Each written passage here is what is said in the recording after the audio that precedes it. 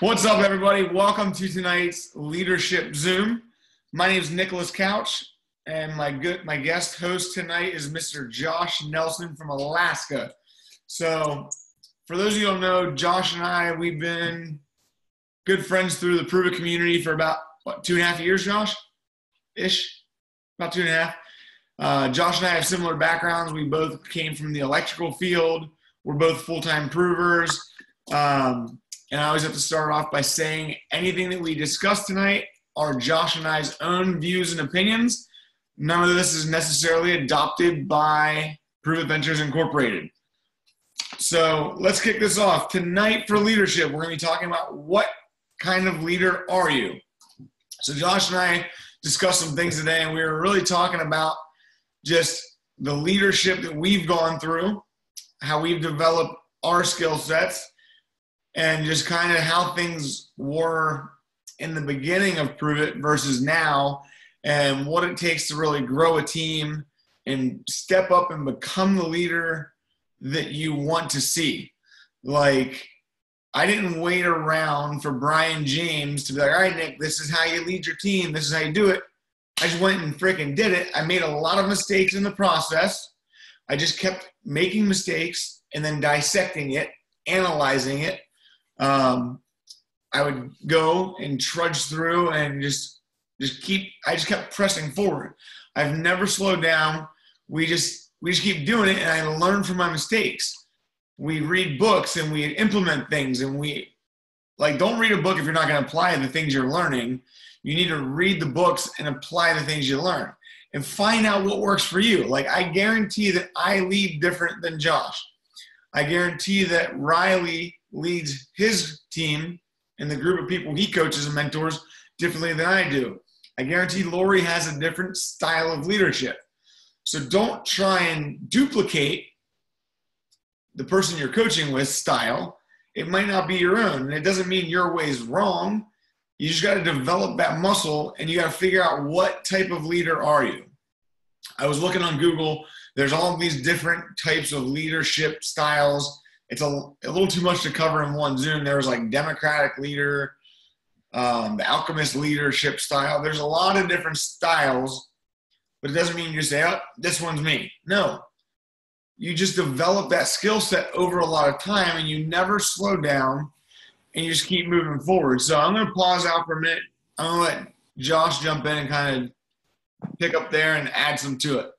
Awesome, man. Can everybody hear me all good? We got some thumbs up. I'm on my phone right now, so we're good. Okay, so I got my headphones on. I wanted to make sure I didn't get some crazy echo in the room. So I have taught on this before a little bit. We were talking and collaborating earlier, basically talking about what it takes to be a coach and then a sponsor. And that's kind of what I taught on before.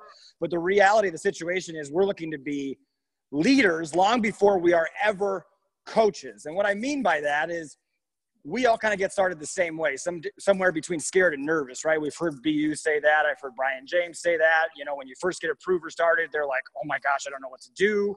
They traveled from being a great customer that made all these awesome posts, and then they become a promoter, and then they get super weird. It happens every single time.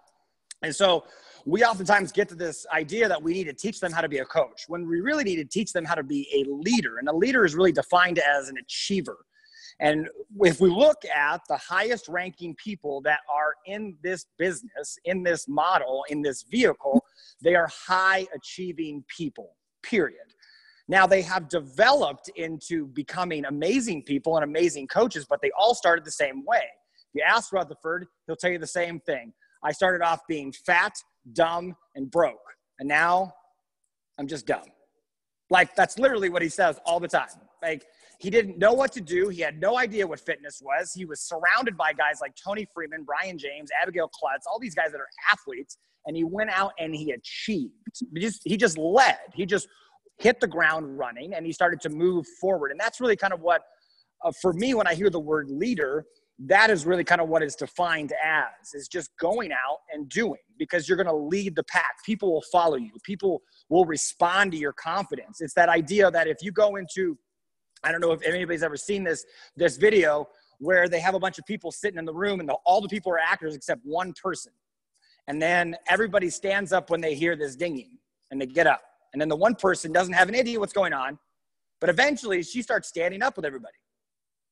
And so eventually these people get called into the room, and then as they're leaving the room, all new people are coming in. These new people are not actors. They have no idea. But this one person, this one woman in this video, kept standing up every time the bell rung, and she did it with confidence. Now, she was conforming 100%. I think it was more conforming, but she did it with such confidence. People followed her. People followed her. And so that's the idea that I think with leadership and training to be a leader, or training somebody to be a leader, you need to train them just to be confident in what they are doing. And the idea behind being confident is just being comfortable in your own skin, which is a really hard concept for a lot of people to understand. But if you really teach them to be comfortable in their own skin, that they're not perfect, that they are flawed, that people respond well to that, they're going to become more confident because they're talking to you. You're speaking life into them. And what's going to happen inevitably, and Nick will attest to this because it's happened for both of us. We just went out and we achieved, sometimes not always with the best confidence, but then we went out and we started to lead, and people started to follow us because they started to see our success. They started to see us having momentum. And then eventually what happened was we're driving on this vehicle of being a leader, being an achiever. We eventually run into being a coach, and we start to pick up ideas. Oh, hey, these books help. Hey, these tactics help. Hey, this part of the conversation helps. Our tonality helps. I mean, and you pick up all those things by being in the environment, by coming to events, by throwing mixers, by being more confident in the conversation, because everybody asks, how are you so good at the conversation? Me and Nick are not gurus. We don't know crap about reality compared to a lot of people on the Ketone Conversations. We've just said it so many times, and we've failed so many times that we started to get good at it. And then eventually we start to be able to coach people. So it's the idea of actually concentrating more on just teaching people to go out and do and lead. And that really comes from a place of confidence. And eventually they're going to run into a place of being a coach. And that is where you really want to build leaders. That's what Brian James always talks about, building leaders so that you build sustainability in your business. And I love that you said that about the confidence, because it's true. Like, even whenever, like when I knew nothing and I was just going and moving forward, just with the hammer down, blinders on, I just did it. I looked like I knew what I was talking about, but I didn't. I always keep my confidence through the roof, and it's just, people see that and they're attracted. It's magnetic. People are like, man, that guy's going somewhere. I don't know where he's going, but I want to follow, or girl. But it's just true. Like, if you just put your head down and just keep driving forward, like, it's crazy, because the people will just, it's funny because the people that are joining my Pruvit community today, 3 years ago, they thought I was crazy, but they've been watching. They're like, oh, he's still going. Oh, he's still going. And now those people are like, I don't know where he's going still, but I want to go with him. And it's really cool that, because you develop a lot of skills in the process. Like, whenever I first started using Zoom and I had to train a whole screen full of people, it was like, but I didn't sit there like I didn't know what I was doing. I just freaking hit the go button, hit the record, and I started talking. It's the same way I learned to Facebook Live. I just hit the button. It goes 3, 2, 1, and you talk. And you just got to keep doing it. It's like flexing. It's like gaining muscles or getting stronger in the gym. You don't go into the gym and deadlift 400 pounds. You got to get good at deadlifting 100 pounds and 120 pounds, 140 pounds. You got to work your way up. You don't just jump in and you don't just jump in at the top. Like, you got to start at the bottom and work your way up. And it's just doing those same things over again. Like, I'm nobody special. If anything, you guys should be looking at Nick Couch. Like, if the guy with 2 traumatic brain injuries in the high school dropout can do it, man, I got this. But I'm nobody special. I'm relentless. Like, I will not quit. You will not outwork me. And I think that's really cool to see now, like, because whenever I first looked over my shoulder, there was nobody back there. And now I've got a whole community of people that are hungry. And something that I see is, like, there's people back there that they're like, all right, Nick's leading me. But then they just sit there. They're like waiting for me to like go grab them and like get them moving. Like, no, like, you just got to do it. You got to make mistakes and you got to do it. And when you don't think it's working, do it some more and just keep reevaluating and reassessing and dissecting. I'll drop a book hint there. Most of you that have been to the Pruvit events have met David Goggins. He is like the baddest Navy SEAL. He was an Army Ranger. He was an Air Force paratrooper. He's ran 67 marathons, ultra marathons. He holds the Guinness World Record for pull-ups in 24 hours. In his book, that's one thing I picked up from it. He calls it an autopsy report. Every time he tried for the world record attempt for pull-ups, when he failed, he would go home with a pen and paper and he would write down all the things that he noticed went wrong. And then he would dissect and give it an autopsy of this is what went wrong, this is what went wrong. Too many people, too many cameras, too many pictures, too many people talking. The music was too loud, the bar was too loose. And then he went back and he was able to do 800 more pull-ups. And he still failed at breaking the world record. And then he went back and he dissected and dissected and dissected. And then he attempted again and he broke the world record by 10 pull-ups. He never gave up. He never waited for the guy that held the record to come say, hey, this is how you do it. He just freaking did it. He didn't do it the first time. It took 3 attempts. And so many people that get started, they go try and do a Facebook Live or they go try and get a group of people at a house for a mixer and it doesn't go good. And then they're like, oh no, I messed up. I'm not capable of doing this.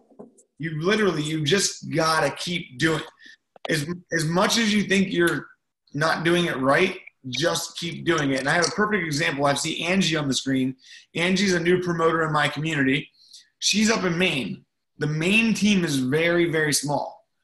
This should be speaking volumes to them. Like, especially if you're in a territory where there's not a larger team to plug into, you've just got to go do it. And when you don't think it's working, do it more. And do it again, and do it again, and do it again. And eventually people will be like, wow, there's something going on over there. It's kind of like a car accident. Like you can't help but look. Or like, I know that sounds awful, but you know what I mean? You got the rubberneckers on the highway. They see an accident. Everybody wants to slow down and look at it. It's true. Like if you go make a big enough mess, people are going to be like, man, something's happening over there. I want to know what it is. Oh, they're going somewhere. I'm going to jump off the dock onto the boat with them. I don't know where they're going, but I want to go. And I think that so many of us just sit there and wait to be led or wait for the leader, the person you think is the leader to teach you how to lead, when you need to teach yourself to become the leader that you want. Develop your own style, develop your own team habits, your own coaching habits, your own style, like everything. Just learn from other people. Watch how Josh Nelson does stuff and do it. And if you don't get it right the first time, don't be afraid to do it again. Pass to you, Josh. I think it's fantastic, 100%. I mean, and touching on the David Goggins and the book and stuff like that, I think when, like I said, and this is what we were riffing about earlier, me and Nick, and I kind of reiterated this a little earlier, is we oftentimes think that the leadership and coaching coincide when realistically you have to first lead and then you develop into a coach.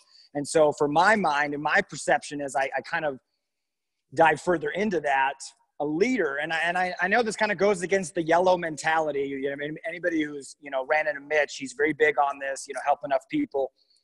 You will eventually get, what you desire. It's a Zig Ziglar kind of thing, help enough people, eventually help yourself. But for the sake of what we're kind of teaching on today, I think a leader 100% needs to have his blinders on and focused upon himself. I know that sounds self-centered, but it's really not. It's the idea of putting your air mask on before you help somebody on the plane, right?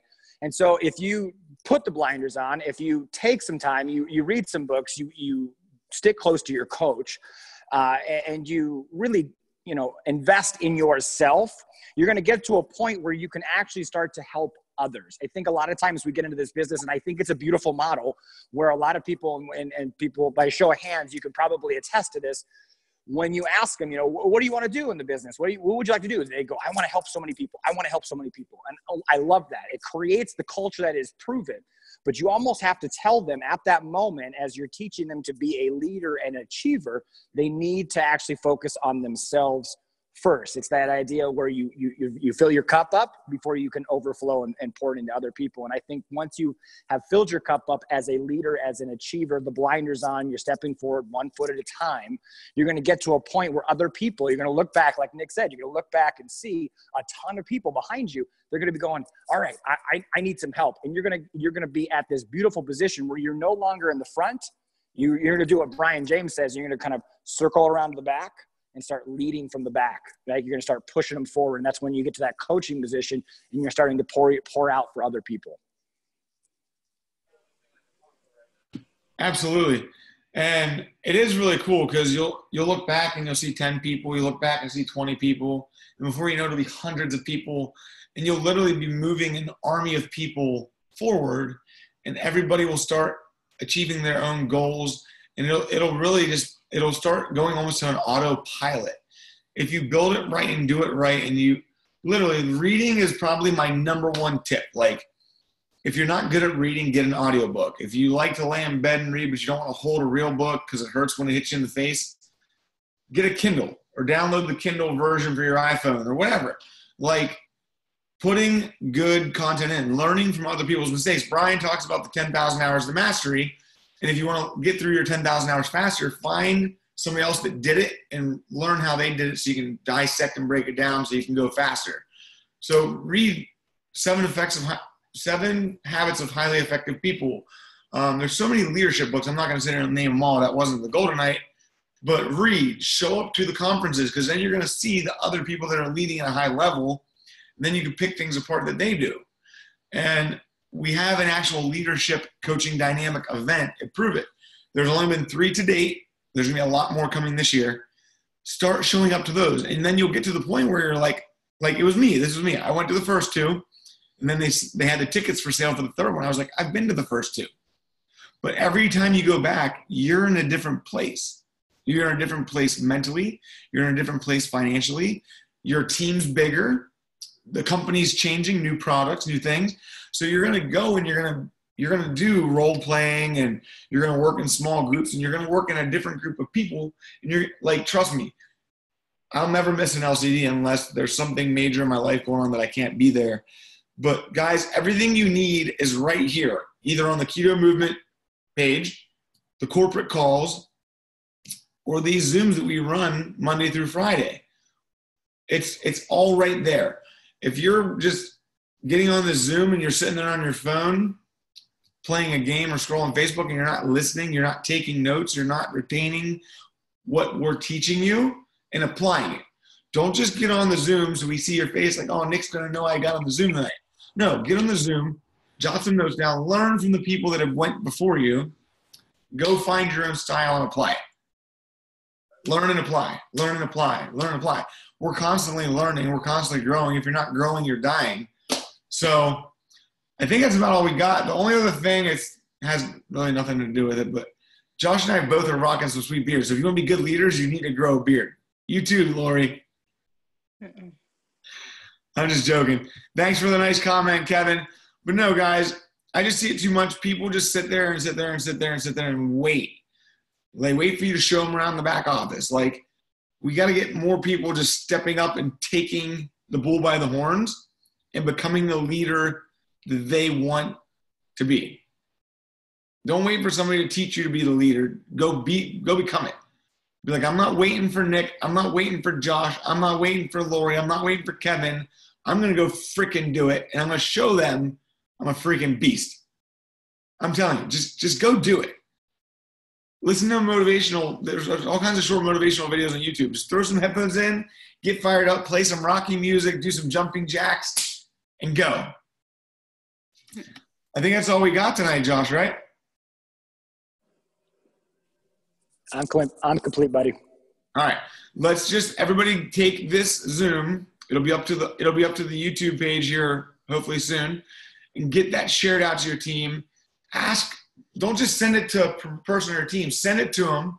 Give them about an hour and say, hey, what were your takeaways on the Zoom? What did you like the most from that Zoom? What did you realize is missing in your business? What could you do differently to lead at a higher level? Don't just send them the video and expect them to watch it. Send the video and then come in and surprise them an hour later, or surprise them tomorrow morning. Be like, hey, you watch that Zoom? What was your favorite thing? Because if they didn't watch it, they're going to be like, oh, shoot, Kevin's on me. Then they're going to go watch it quick, and then they're going to call you like, hey, man, I just got a shower. Like, trust me, I do it all the time with Brian. He's like, hey, man, what'd you think of that call? And I'm like, shoot, I wasn't on tonight. And I go listen to it or watch it, and I'm like, hey, man. But no, just go do it, guys. And that's your call to action, is to get everybody on your team watching this and then collaborate with them. Hey, how can I help you apply some of these things to leadership? Don't just send it out there. Don't expect them to go to the YouTube channel to find the video. Send it to them and then get back with them. I'm telling you, if you guys do that, it'll make a huge difference in how things are going. I hope I'm going to see all of you guys at Phoenix.